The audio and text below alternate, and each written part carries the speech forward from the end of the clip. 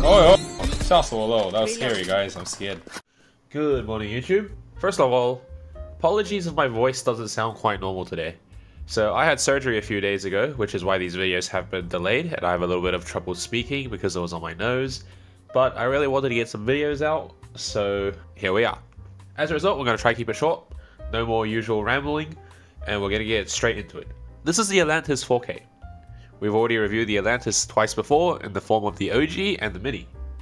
So, not a lot of new things I need to talk about here. Since it is the third time we're visiting it, no more quick summary. This video is going to be the quick summary. And to give you guys the conclusion, this is the only S+ tier mouse according to my grading so far.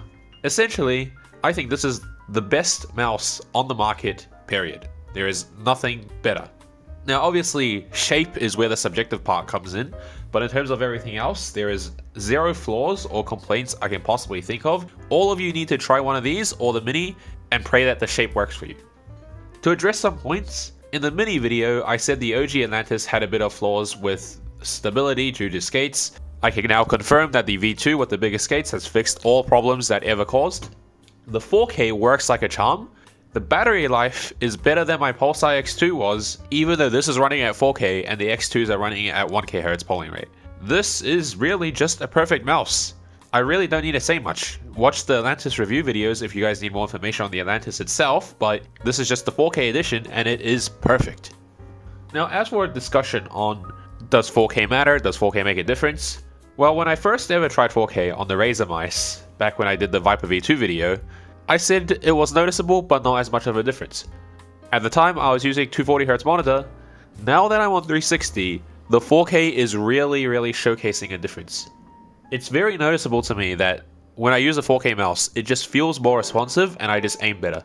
You will naturally do a lot of micro adjustments and movements with the mouse that you yourself aren't even aware that you're doing. And the 4K really helps on those moments and just makes aiming easier.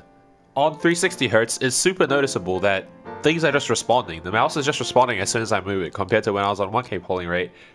Whereas back when I was using 240Hz or below, it wasn't as noticeable. I think 240Hz is like the bare minimum to notice a difference, but it doesn't really affect gameplay as much. Whereas going onto 360Hz, it's noticeable and starts to affect gameplay. So whether that 4K is worth it to you or not is for you to decide. But essentially, I can confidently say now that the Atlantis 4K is the single best mouse on the market right now, period.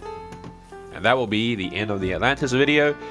Everyone needs to try one of these. Alright? Whether you get this or the Mini, you guys have to try one. You just have to. Peace.